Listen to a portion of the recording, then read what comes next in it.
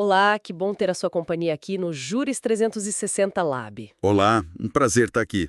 Bom, nossa ideia aqui é bem direta, né? Mergulhar nas decisões mais recentes e importantes do STF de um jeito claro. Exato. Trazendo os pontos-chave. Hoje a gente começa a análise do informativo 1156 do Supremo. E nesse primeiro bloco separamos 3 julgados do plenário que deram o que falar. Preparados? Então vamos lá. Vamos nessa. Olha, começando com o direito administrativo, uma questão sobre como funcionam os tribunais de contas estaduais. É a ação direta de inconstitucionalidade ADI 654, lá de Alagoas. Isso, ADI 654-AL. E o ponto central é auditores substitutos. Quando eles estão no lugar de um conselheiro titular, eles podem votar nas eleições internas do tribunal para presidente, vice, essas coisas? Exatamente essa a pergunta.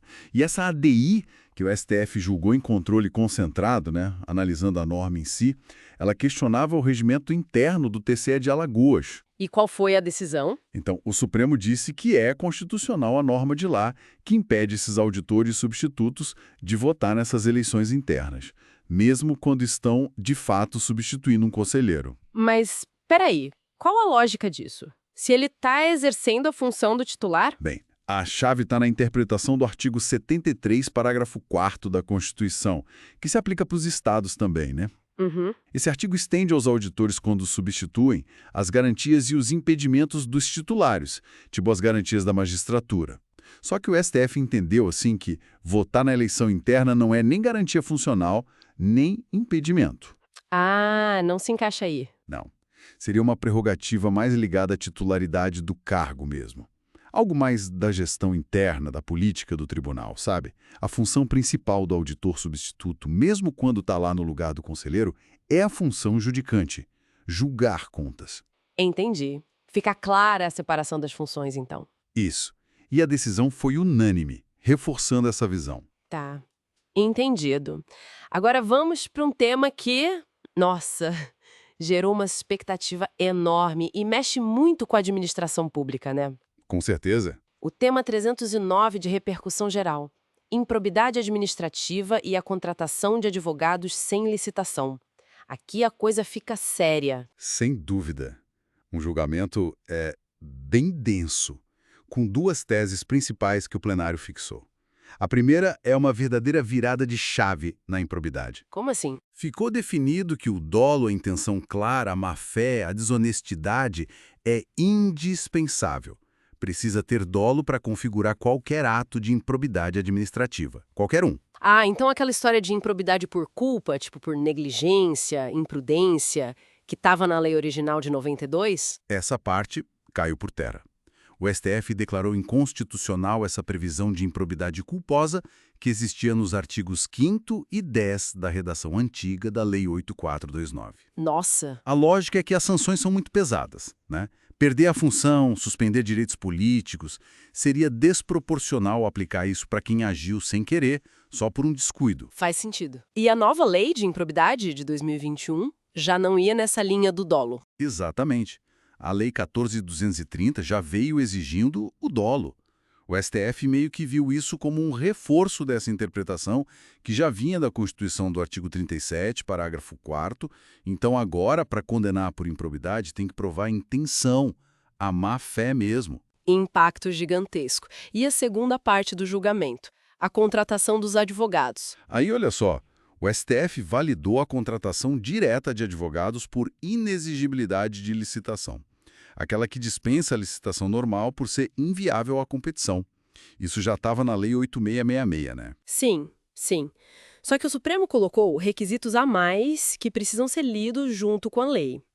Primeiro, tem que ficar demonstrado, assim, de forma bem clara, que os advogados do quadro do próprio órgão não são adequados para aquele serviço específico. Provar a inadequação da equipe interna. Isso. E segundo, o preço contratado tem que ser compatível com o mercado e também com o que aquele escritório costuma cobrar em casos parecidos. Mas essa necessidade de provar a inadequação, isso não abre uma porta para a subjetividade? Fica difícil fiscalizar, né? É um ponto delicado, sim. Exige uma justificativa bem robusta do gestor público, né? Mas a ideia é justamente essa, tentar equilibrar. De um lado, a necessidade de buscar um especialista fora, pela singularidade do serviço de advocacia, Uhum. a confiança, e do outro lado, o dever de usar bem o dinheiro público e valorizar o pessoal de casa, os advogados concursados. Não é que ter advogado no órgão proíba contratar fora, mas tem que justificar muito bem, sabe? Além daquilo que a lei já pedia: procedimento formal, notória especialização, serviço singular. Entendi, mais critérios objetivos agora. E esse recurso foi. O RES 655-58 foi provido, mas por maioria, não foi unânime essa parte. De direito constitucional, a regulamentação da profissão de educação física. Foi a ADI 6.260, do Distrito Federal. Isso. Nesse caso, o STF julgou constitucional a Lei 9.696 de 1998. O que estava sendo questionado era o artigo 1º, que exige o registro no Conselho Regional de Educação Física para poder trabalhar na área. Ah, a carteirinha do CREF. Exato. E também um artigo 3º, que descreve o que o profissional faz. Coordenar, planejar, avaliar atividades físicas, desporto, etc. E por que era inconstitucional, segundo quem entrou com a ação? Alegaram duas coisas, principalmente. Primeiro, vício de iniciativa. Diziam que a lei não podia ter sido proposta por um parlamentar, porque trataria da estrutura de autarquia, que seria o Conselho, e isso seria matéria do presidente da República. E o STF? O STF disse que não, que a lei trata da regulamentação da profissão de educação física, não da criação ou estrutura do conselho em si. Então não invadiu a competência do presidente. Ok. E a outra alegação tinha a ver com a liberdade de trabalhar. Isso. Alegaram que exigir o registro e descrever as atividades violaria a liberdade profissional, lá do artigo 5º, inciso 13 da Constituição, e também a livre iniciativa, que criaria uma reserva de mercado indevida. E o Supremo também derrubou esse argumento. Também.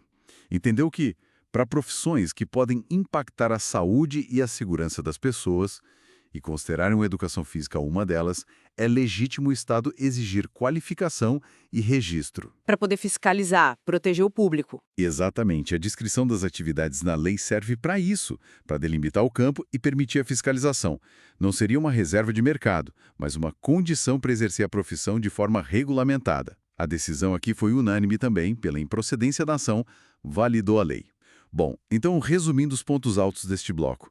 O STF definiu melhor o papel dos auditores substitutos nos tribunais de contas, sem direito a voto interno. Cravou a necessidade de dolo, de intenção, para qualquer ato de improbidade e ajustou as regras para contratar advogados sem licitação. E, por fim, confirmou que a regulamentação da profissão de educação física, com exigência de registro no Conselho, está valendo. Perfeito. São decisões assim com alcance bem prático, né? Mexem com a máquina administrativa, com a responsabilidade de quem gera o dinheiro público e com o dia a dia de várias profissões. Principalmente o tema 309 da improbidade e contratação. Sem dúvida, vai gerar muita discussão ainda, muitos ajustes na prática forense e administrativa. É fascinante ver como a teoria constitucional, a interpretação do Supremo, desce para a realidade, né? Para o funcionamento do Estado. Fica a reflexão, então, sobre como essas decisões vão impactar os processos que já existem e as futuras ações na gestão pública. Muito bom. Importante acompanhar. Continue com a gente para mais análises aqui no Juris 360 Lab. Nos veremos no próximo bloco. Olá. Tudo pronto para mais uma análise? Hoje a gente mergulha no informativo 1156 do Supremo, o de 6 de novembro de 2024.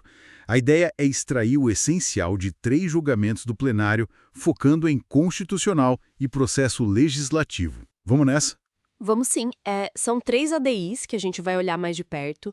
A 7442, sobre uma emenda de redação, né? A 6291 e 6325, lá do Rio Grande do Sul, sobre plebiscito para desestatização. E também a 5027, de Alagoas, que trata de gratificação para militares. Casos bem interessantes sobre as regras do jogo, né? Perfeito. Então, começando pela ADI 7442. O nó da questão era o seguinte: uma emenda de redação que o Senado fez num projeto vindo da Câmara. Precisava mandar o projeto de volta para a Câmara votar de novo. Essa mudança tinha a ver com a Lei de Recuperação Judicial, especificamente com cooperativas médicas. O que o STF decidiu? Olha, o STF validou a emenda. Disse que não precisava voltar para a Câmara, não. O entendimento foi que aquela alteração, que basicamente dizia que uma vedação lá não se aplicava para as cooperativas médicas de saúde, ela só estava explicando melhor, explicitando o que, no fundo, a Câmara já tinha aprovado. Não mudou a substância, sabe? Ah, entendi. Então, a diferença crucial foi se era só um ajuste no texto, para ficar mais claro, ou se mudava o sentido mesmo, o conteúdo da lei. Exatamente. O Supremo até reforçou isso. O bicameralismo, que é essa necessidade de aprovação nas duas casas, não sai ferido por ajustes assim, técnicos de clareza, que não mexem no mérito legislativo. É como se o STF dissesse, olha, eficiência no processo também importa. Não dá para ter um formalismo exagerado se a essência aprovada por uma casa não foi alterada pela outra, num ajuste de redação. Faz todo sentido essa busca por equilíbrio. Bom, mudando um pouco o foco, mas ainda em regras e autonomia. Vamos para o Rio Grande do Sul. ADI 6.291 e 6.325. A Assembleia de lá tirou da Constituição Gaúcha a obrigação de fazer plebiscito para privatizar estatais grandes, tipo CEE, CRM, Sulgás. Isso deu o que falar. O STF achou constitucional. Achou, sim, validou a mudança. O Supremo, ele repetiu um entendimento que já vem de outros casos. A Constituição Federal, a nossa, não obriga os estados a fazer plebiscito para privatizar. É uma escolha do Estado. Certo. Faz parte da autonomia estadual do poder constituinte derivado que eles têm para fazer as próprias constituições, claro, respeitando a federal. Mas, pensando aqui, para muita gente, tirar o plebiscito pode parecer que diminui a participação popular nessas decisões, né? Como o STF lidou com esse argumento? É uma ótima questão. O STF ponderou o seguinte: revogar essa exigência extra de consulta popular direta não fere por si só princípios como razoabilidade ou a vedação ao retrocesso. A Corte fez uma distinção importante. Uma coisa é a exigência de plebiscito, que era uma opção do Estado e que o próprio Estado resolveu tirar. Outra coisa é a necessidade de autorização da Assembleia Legislativa para vender o controle dessas empresas. Ah, e essa autorização legislativa continua existindo lá. Continua, e isso ficou na Constituição Gaúcha. Então, o controle político pela Assembleia ainda existe. O STF basicamente disse: a Constituição Federal não exige plebiscito, então o Estado pode colocar ou tirar essa exigência. É uma decisão alinhada com outros precedentes que já separavam a autorização por lei da consulta popular, que é opcional. Entendido. O controle via deputados estaduais permanece, o que saiu foi a consulta direta ao povo que o próprio Estado tinha criado antes. Faz sentido. E para a gente fechar esse bloco, vamos para Alagoas. ADI 5.027. Uma lei estadual criou uma gratificação para militares que trabalhavam no Tribunal de Contas do Estado. Só que a lei partiu do próprio TCE. E aí? Aí não deu certo. O STF declarou essa parte da lei inconstitucional. O problema foi o chamado vício de iniciativa. Existe uma regra clara na Constituição Federal que os estados têm que seguir.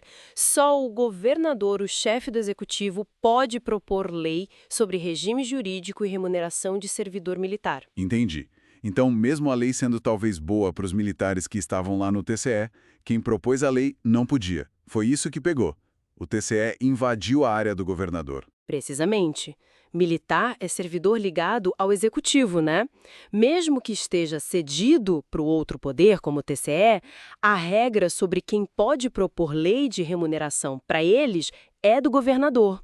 O TCE não tem essa competência. E um detalhe interessante, o STF modulou os efeitos. Ah, o que isso significa na prática? Significa que a decisão só vale daqui para frente. Ou seja, os militares que receberam a gratificação de boa-fé até a data do julgamento não vão precisar devolver o dinheiro. Foi uma forma de não criar uma injustiça com quem recebeu, acreditando que estava tudo certo. Uma medida de bom senso, né, para não prejudicar quem agiu de boa fé. Bom, fazendo um balanço rápido desses três casos, o que a gente percebe? O STF parece estar bem atento em delimitar as regras do jogo legislativo. Tipo, o que é só um ajuste de texto e o que é mudança de verdade. E também em reforçar quem tem competência para quê, como essa questão da iniciativa do executivo para a lei de militar. Exato. E, ao mesmo tempo, reafirmando a autonomia dos estados para definir seus mecanismos, como no caso lá do plebiscito gaúcho, desde que, claro, dentro dos limites da Constituição Federal. Fica até uma reflexão, né? O quanto essas regras formais, que às vezes parecem tão distantes, tão técnicas, o quanto elas acabam, na prática, moldando as políticas públicas e a estrutura do Estado que a gente vive no dia a dia.